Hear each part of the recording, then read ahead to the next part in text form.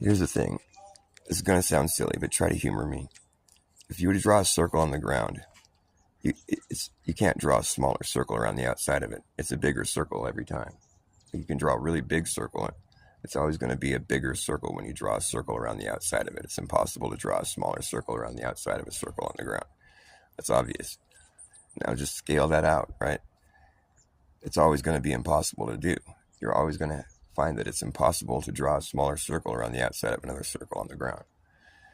Okay, so just scale that out. The circles just get bigger and bigger and bigger and bigger. I mean, that's just obviously what we would see in reality. But here, like, we're supposed to be living on a globe. So technically, if we live on a globe, then the circles that are expanding outward, well, it can only get as wide as the median.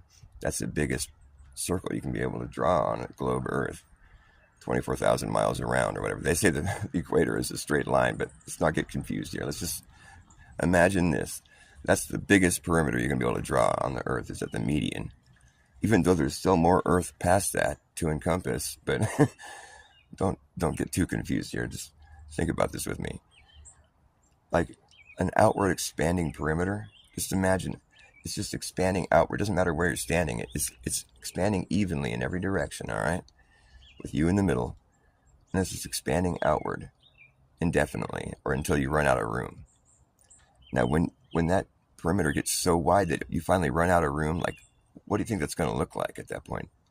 I mean, I would imagine it would have the whole entire Earth within its circumference because there's no more Earth left to encompass. I mean, it's like when you run out of room, I would imagine that perimeter just to be massive. It's got the entire known world within it. There's no more space left to expand into.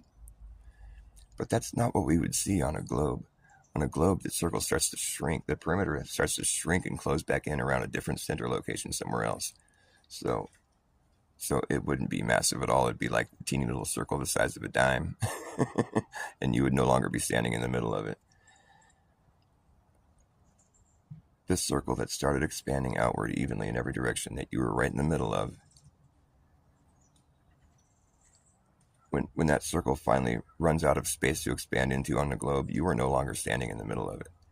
It expanded outwardly, evenly in every direction. You're like, I'll always be in the middle. It's expanding outward. It's just going to get wider and wider. I'm always going to be right here in the middle unless I move.